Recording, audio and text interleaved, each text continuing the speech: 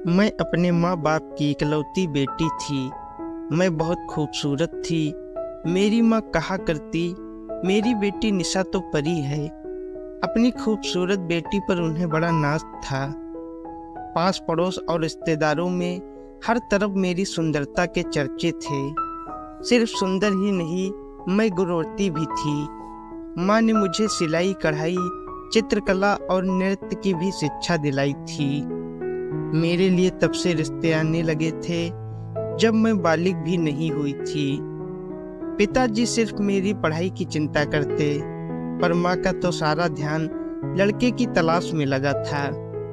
वह सोचती रहती, कोई अच्छा सा रिश्ता मिल जाए तो मेरा ब्याह करा दे। यह तो अच्छा था कि मेरे लिए जो भी रिश्ते आए उनमें से कोई भी लड़का माँ को पसंद नहीं आया था।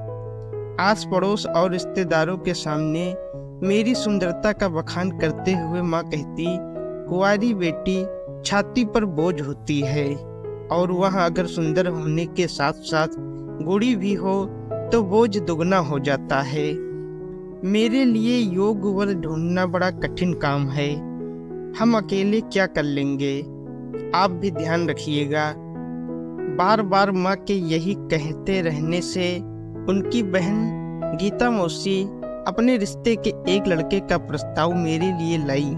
लेकिन लड़के का फोटो देखते ही माँ गीता मौसी पर बरस पड़ी। अरे गीता, तेरी आंखों को क्या हो गया है जो मेरी बेटी के लिए ऐसा दूल्हा ढूंढ कर लाई है? क्यों, यह तुम क्या कह रही हो दीदी? क्या खराबी है लड़के में? लड़के की शक्ल देखी है? मेरे निशा के आगे तो ये कुछ भी नहीं है। तो आप अपनी बेटी की शादी किसी राजकुमार से करा देना। गीता मौसी भी चिढ़ गई। और नहीं तो क्या, एक कम से कम मेरी बेटी का जोड़ तो हो। ऐसे किसी ऐरे गैरे के साथ तो अपनी बेटी ब्याह नहीं दूंगी। माँ गुस्से में बोली, मेरी बेटी में कोई खोट नहीं, फिर मैं क्यों ब्याहने लगी इससे? माँ का क्रोध दुगना हो गया था और उन्होंने गुस्से में बहुत कुछ गीता मौसी को कह दिया। उस दिन से माँ ने गीता मौसी से हमेशा के लिए रिश्ता तोड़ दिया। इस घटना के बाद माँ रिश्तेदारों में इस बात को लेकर मशहूर होती गई कि उन्हें अपनी बेटी की सुंदरता पर बड़ा घमंड है।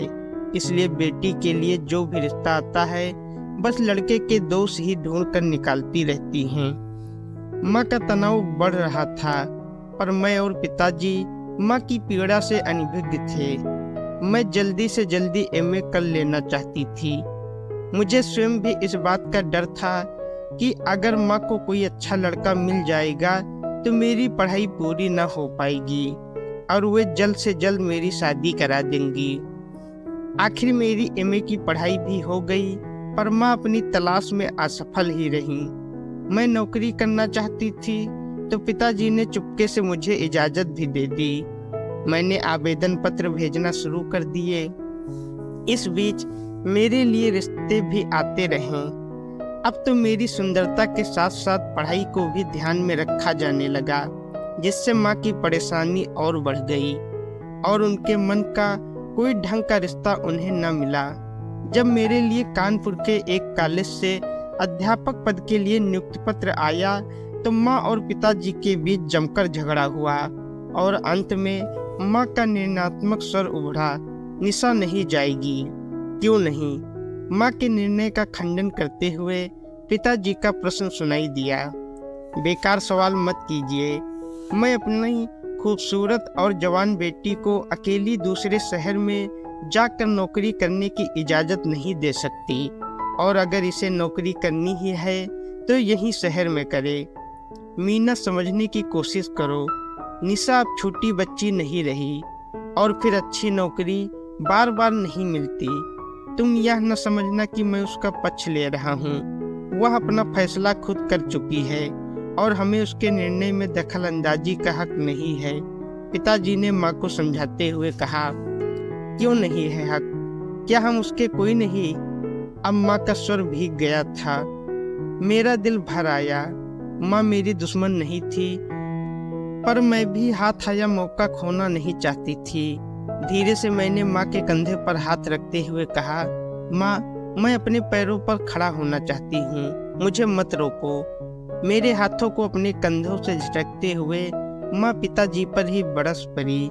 देख लीजिएगा, आपकी लाडली हमारी नाक कटवाकर ही मानेगी। दूसरे शहर में कोई रोक टोक न रहेगी, अपनी मनमानी करती फिरेगी। घर की इज्जत मिट्टी में मिल गई तो सिर पीटने से कोई फायदा नहीं होगा। आपको तो उससे कोई फर्क पड़ता नहीं। माँ अनाप शनाप कहे जा रही थी और पिताजी सिर थामे सोफे पर चुपचाप बैठे थे। मैं उन्हें अकेला छोड़कर कमरे से निकल गई थी। माँ की लाख कोशिशों के बावजूद पिताजी ने एक बार भी मुझको जाने से मना नहीं किया। नए शहर, नए माहौल और एक नई व्यवस्था भरी जिंदगी में मैं अपने आप को ढालने का प्रयास करने लगी। देखने में मैं स्वयं एक छात्रा सी लगती थी। अपने से ऊंचे कद के लड़कों को पढ़ाते समय प्रायः मैं घबरा सी जाती थी। लड़के मेरे इसी शांत और डरे डरे से स्वभाव का फायदा उठाकर मुझे छेड़ बैठते और तब बेवश होकर मेरा मन होता कि मैं नौकरी ही छोड़ दूं। कभी कभी तो मैं अपने आप को बेहद अकेली महसूस करती। कॉलेज के अन्य प्राध्यापकों से मैं वैसे भी घुल मिल नहीं पा रही थी, बस अपने काम से ही मतलब रखती थी। एक दिन कुछ शरारती छात्रों ने कॉलेज से लौटते समय मुझको रास्ते में रोक लिया। हल्की सी बूंदाबांदी भी हो रही थी और लग रहा था कि कुछ ही मिनटों में जोरों की बारिश शुरू हो जाएगी। ऐसे में अपने आप को इन लड़कों से घिरा पाकर मुझे कपकपी छूटने लगी। मेरे माथे से पसीना आ गया। मैडम, आज आपने जो कुछ पढ़ाया वह हमारी समझ में नहीं आया, कृपया जरा समझा दीजिए, एक छात्र ने मेरे समीप आकर कहा। क्यों, कक्षा में क्या करते रहते हैं आप लोग? चेहरे पर क्रोध भरा तनाव लाने का असफल प्रयास करते हुए मैंने पूछा। दरअसल मैडम, हम कोशिश तो करते हैं कि पढ़ाई में ध्यान दें, पर आप हैं ही इतनी सुंदर कि पढ़ाई भूलकर बस आपको ही देखे चले जाते हैं, दूसरे छात्र ने कहा। और जैसे ही उसने अपना हाथ मेरे चेहरे की ओर बढ़ाया, एक मजबूत हाथ ने उसे रोक लिया। प्रोफेसर आकाश को पास पाकर मुझको तसल्ली हुई। कल सवेरे आप सब प्रिंसिपल साहब के कक्ष में मुझसे मिलिएगा, अब फुटिए यहाँ से। प्रोफेसर आकाश के धीमे किंतु आदेशात्मक स्वर से सभी छात्र वहां से खिसक गए। मैं चुपचाप आकाश के साथ चल पड़ी। वैसे मैं कई बार उनसे मिल चुकी थी, पर ज्यादा बातचीत कभी नहीं हुई थी। कहाँ रहती हैं आप? आकाश ने चलते चलते पूछा। हॉस्टल में, मैंने धीमे से कहा। पहले कहाँ थी? बनारस में। फिर हम दोनों के बीच एक गहरी चुप्पी छा गई। हम चुपचाप चले जा रहे थे कि आकाश ने कहा, आप में अभी तक आत्मविश्वास नहीं आया है। आप पढ़ाते समय इतना ज्यादा घबराती हैं कि छात्र छात्राओं पर गहरा प्रभाव नहीं छोड़ पाती, इसलिए उन्होंने आपसे बदतमीजी की, नहीं तो उनकी कभी हिम्मत न पड़ती। जी मैं जानती हूँ, पर यह मेरा पहला अवसर है। कोई बात नहीं। प्रोफेसर आकाश मुस्कुरा दिए थे। पर अब यह कोशिश कीजिएगा कि आत्मविश्वास हमेशा बना रहे। वैसे उन छात्रों से मैं निपट लूंगा, अब वे आपको कभी परेशान नहीं करेंगे। मैंने एक बार सिर उठाकर उन्हें देखा था। आकर्षक व्यक्तित्व वाले आकाश के सांवले चेहरे का सबसे बड़ा आकर्षक था उनकी लंबी नाक। मैं प्रभावित हुए बिना न रह सकी। उस रात मैं ढंग से सो भी न सकी। लड़कों की शरारत और आकाश की शराफत का ख्याल दिमाग में ऐसे कुलबुलाता रहा कि मैं रात भर करवटें ही बदलती रही। मुझे लगा कि मैं आकाश की मदद को आजीवन भूल न सकूंगी। दूसरे दिन मैं आकाश से मिली तो आकाश के चेहरे पर उस घटना की याद का जैसे कोई चिन्ह ही नहीं था। मेरे नमस्कार का जवाब देकर वे आगे बढ़ गए थे। धीरे धीरे मेरा आकाश के प्रति आकर्षण बढ़ता चला गया। आकाश ने कभी भी यह जताने की कोशिश नहीं की थी कि मेरी मदद करके उन्होंने कोई एहसान किया हो। मैं जब भी आकाश को देखती, आपलक उन्हें देखती रह जाती। मुझे इस प्रकार अपनी ओर देखते हुए पाकर आकाश धीरे से मुस्कुरा देते और यही मुस्कुराहट एक तीर सी मेरे हृदय को भेद जाती।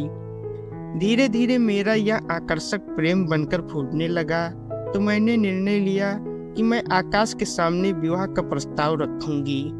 एक दिन मैंने आकाश को दोपहर के खाने का आमंत्रण दे दिया। होटल में मैं आकाश के सामने यही सोचकर झेपी सी बैठी रही कि मैं इस बात को कहूंगी कैसे। सोचते सोचते मैं परेशान सी हो गई।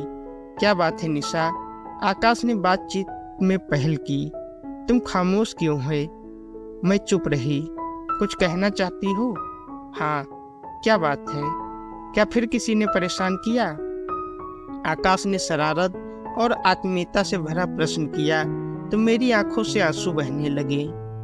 प्रेम की विवशता और शर्म की खाई के बीच सिर्फ आंसुओं का ही सहारा था जो शायद मेरे प्रेम की गहराई को स्पष्ट कर पाते। मैं धीरे से बोली, मैं आपसे प्रेम करती हूँ और शादी भी करना चाहती हूँ। शादी ब्याह में इतनी जल्दबाजी ठीक नहीं, आकाश ने कहा। तो सुनकर मैं चौंक गई। तुम मेरे बारे में कुछ भी नहीं जानती, आकाश ने आगे कहा।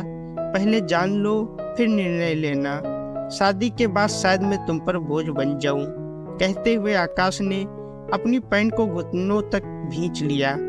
उनके घुटने से नीचे नकली पैर लगा था। देखते ही मेरी चीख निकल गई। मैं धीरे से बोली, यह कैसे हुआ? सड़क दुर्घटना से। मेरी आंखों से अश्रुधारा बह चली थी। मेरे निर्णय में एकाएक परिवर्तन आया। पल भर में ही मैंने सोच लिया कि मैं शादी के बाद ही माँ और पिताजी को सूचना दूंगी। मैं जानती थी कि माँ एक अपाहिज को अपने दामाद के रूप में कभी भी स्वीकार नहीं कर पाएंगी। वे आकाश से शादी के लिए कभी नहीं मानेंगी।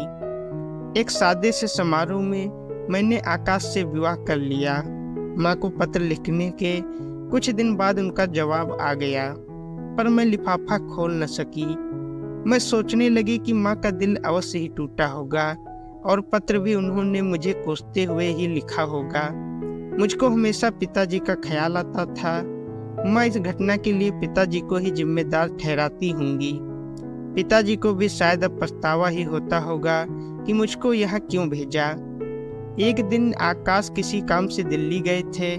मैं कॉलेज से घर लौटी ही थी कि नौकरानी की आवाज़ सुनाई दी, मालकिन आपकी माताजी आई हैं। माँ, मैं चौंक गई। कब आई? अभी कुछ देर पहले, नहा रही हैं। मेरे मन में कई तरह के विचार आने लगे। माँ के आने से मेरा मन शंकित हो उठा। न जाने वे क्या सोचकर आई हैं और आकाश के साथ कैसा व्यवहार करेंगी। अचानक मुझे लिफाफे का ख्याल आया। मैं दौड़ते हुए गई और तकिए के नीचे दबे लिफाफे को खोलकर पढ़ने लगी। उसमें लिखा था, बेटी निशा, नहीं जानती कि अगर तूने शादी के पहले मुझे यह बताया होता कि आकाश अपाहिज है तो मैं क्या निर्णय लेती। पर बाद में पता चला तो थोड़ी सी पीड़ा सिर्फ यह सोचकर हुई कि अपने हाथों से तुझे दुल्हन न बना सकी। धीरे धीरे मैं यह महसूस करने लगी हूँ कि तूने गलत निर्णय नहीं लिया है, बल्कि अपने इस निर्णय से यह साबित कर दिया है कि तू अपनी माँ की तरह शारीरिक सुंदरता को महत्व देने वाली नहीं, वरन हृदय की सुंदरता को पहचानने वाली पारखी है। तेरे निर्णय पर मुझे नाज है। मैं तुझसे मिलने आ रही हूँ, तुम्हारी माँ। मुझको लगा कि मारी खुशी के मैं पागल हो जाऊंगी। उसी तरह लिफाफे को तकिए के नीचे रखकर मैं जोर से स्नान घर का दरवाजा पीटने लगी। जल्दी आओ न माँ, तुम्हें देखने को आंखें तरस गई हैं। और मैं अपनी माँ से मिलकर सारे गिले शिकवे दूर करना चाहती थी। माँ जैसे ही बाहर आई, मैं दौड़कर उनके गले लग गई। हम माँ बेटी दोनों एक दूसरे से गले लिपटकर रोने लगे।